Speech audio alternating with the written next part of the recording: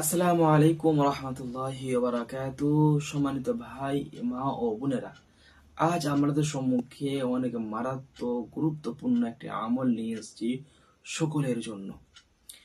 আজ আপনাদের কাছে যে কথাটি বলবো, আগে আমি কখনো এই ধরনের আমল হয়তো আপনাদেরকে দিইনি। আজ আমরা আলোচনা করব আয়াতে শিফা। এই আয়াতে শিফা কোথায় লাগাতে হয়, কিভাবে আমল করতে হয়, কিভাবে ব্যবহার করতে হয়, সবই আজকের আপনারা বুঝতে পারবেন। তার জন্য আপনাদের কাছে অনুরোধ করব, কোনো দিনের আমার ভিডিও না দেখেন, আজ ভিডিওটা আপনি দেখেন। অনেক বড় বড় রোগ থেকে আপনি মুক্তি পাবেন, আল্লাহ মুক্তি দেবে। এটা আল্লাহ রব্বুল আলামিন নিজেই তার কালামুল্লাহ শরীফের মধ্যে তিনি নাজিল করেছেন।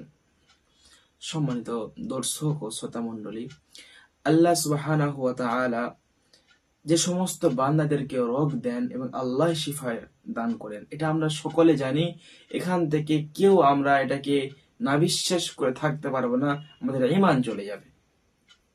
সম্মানিত হাজিরিন, যে সমস্ত ভাই এবং মা ও বোনেদের সর্বদা রোগের মধ্যে আক্রান্ত হয়ে থাকে, কেমন আজ চিকিৎসা করছে, কিছুদিন ভালো, আবার চিকিৎসা করছে, আবার রোগ চলে আসছে, সেই রোগের কোনো শিফা মিলছে না, সেই রোগের কোনো চিকিৎসা মিলছে না, কোনো ঔষধে কাজ হচ্ছে না, কোনো রিপোর্টে কাজ হচ্ছে না, তাদের জন্য আজকের এই আমলটি খুবই গুরুত্বপূর্ণ, খুবই মহত্ব। সম্মানিত হাজিরিন, যদি আপনি এইরকম রোগের মধ্যে ভুগতে থাকেন, বিভিন্ন রকম রোগ আপনাকে আক্রমণ করে ফেলছে, তো এই আয়াতে শিফা দিয়ে আপনার রোগগুলো কাজে মুক্তি করে শিফা দিতে পারবেন ইনশাআল্লাহ। এর আমল সম্পর্কে যদি আপনি জানেন, আপনি নিজেই অবাক হয়ে যাবেন। আল্লাহ সুবহানাহু ওয়া তাআলা পবিত্র কালামুল্লাহ শরীফের প্রায় 6 জায়গার মধ্যে, 6টি জায়গায়, পুরো কোরআন শরীফের মধ্যে 6টি জায়গায় এই আয়াতের শিফাগুলো দিয়েছে। আয়াতের শিফাগুলো দিয়েছে। এই এর আয়াতের শিফাগুলো আহ, অনেক আয়াত দিয়েছে শিফা সংক্রান্ত। সেই আয়াতগুলো বেছে বেছে বেছে বেছে একটি একটা জায়গাতে করা হয়েছে, সেটাকে বলা হয় আয়াতের শিফা। এই আয়াতগুলোকে আয়াতের শিফা বলা হয়। সম্মানিত হাজিরিন, এই এই আয়াতে যদি আপনি আমল করতে পারেন, আপনার সমস্ত রকম বালা মুসিবত থেকে নিয়ে সমস্ত রকম রোগ ইনশাল্লাহ দূর হয়ে যাবে। আমলটি আপনি কেমন করবেন? আমলটি করার জন্য আমলটির নিয়ম এটাই: আপনি সকাল অথবা সন্ধ্যায় স্ক্রিনের মধ্যে দেখতে পাচ্ছেন আয়াতের শিফা। এই আয়াতের শিফাটা আপনাকে পড়তে হবে। এর আগে 11 বার দরুদ শরীফ, 11 বার ইস্তেগফার, 11 বার 11 বার দরুদ শরীফ পড়ার পর আপনি সূরাতুল ফালাক 3 বার, সূরাতুন নাস 3 বার। এই সূরাতুল ফালাক নাস আল্লাহ রাব্বুল আলামিন নাযিল করেছেন জিনের ওয়াসওয়াস থেকে আমাদেরকে বাঁচার জন্য এবং জাদু থেকে বাঁচার জন্য। এটা সাথে পড়বেন সূরাতুল ফাতিহা 3 বার। এরপর আপনি আয়াতে শিফা পড়বেন মোট 7 বার।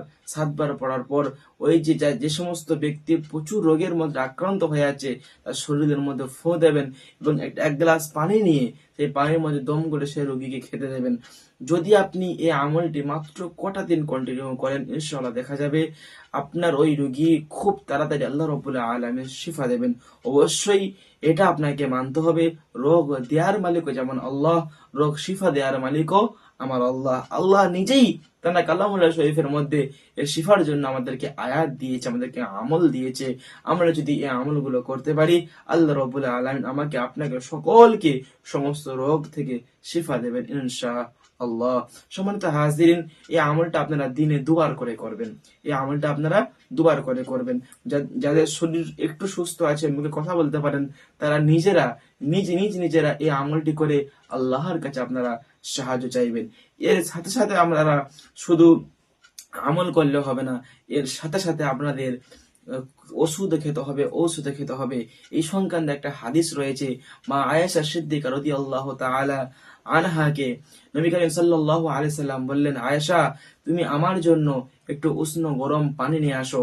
আমার পাটা ক্ষত বিক্ষত হয়ে কেটে গিয়েছে, ক্ষত বিক্ষত হয়ে আমার ব্যথা লাগছে। মা আয়েশা রাদিয়াল্লাহু তাআলা আনহা তিনি লবণ মিশিয়ে একটা উষ্ণ গরম পানি নিয়ে আসলেন। নবী সাল্লাল্লাহু আলাইহি সাল্লাম সেখানে পাটাকে ডুবিয়ে দিয়ে তিনি সূরা ফাতিহা পড়তে শুরু করলেন। সূরা ফাতিহা পড়লেন এবং লবণ ও পানির মধ্যে তিনি পা ডুবিয়ে দিয়ে থাকলেন। মা আয়েশা সিদ্দিকা রাদিয়াল্লাহু তাআলা আনহা জিজ্ঞাসা করলেন, তখন নবী সাল্লাল্লাহু আলাইহি সাল্লাম বলেন যে এই ক্ষত বিখ্যাত এই জায়গাগুলোকে ভালো হয় এবং ভালো একটি ঔষধ এই লবণ এবং পানির মাধ্যমে এটা খুব ভালো একটা শিফা পাওয়া যায়। এবং আমি এখান থেকে খুব ভালো একটা চিকিৎসা নিলাম এবং আমার এই রোগ থেকে মুক্তির জন্য আল্লাহ রাব্বুল আলামিনের কাছ থেকে আমি সূরা ফাতিহা পড়ে সূরা ফাতিহার মাধ্যমে আমি তানার কাছ থেকে সাহায্য চাইলাম। এখান থেকে আমরা বুঝতে পারলাম যে আমাদেরকে দাওয়াও করতে হবে, ঔষধ খেতে হবে, আমাদেরকে আমলও করতে হবে, ঔষধ খেতে হবে। ঔষধ খাবো আমরা, ঔষধে দোয়া পড়ে আমরা ওষুধ খাবো ইনশাআল্লাহ। আল্লাহ পাক রব্বুল আলামিন আমাকে, আপনাকে, সকলকে সমস্ত রোগ বালা মুসিবত থেকে আল্লাহ আমাদেরকে হেফাজত করেন। সকলে বলেন আল্লাহুম্মা আমিন, কমেন্টে লিখবেন আল্লাহুম্মা আমিন। এবং এরকম নতুন নতুন ভিডিও পাওয়ার জন্য আমাদের চ্যানেলটি সাবস্ক্রাইব করে সাথে থাকুন। আসসালামু আলাইকুম ওয়া রাহমাতুল্লাহি ওয়া বারাকাতুহু।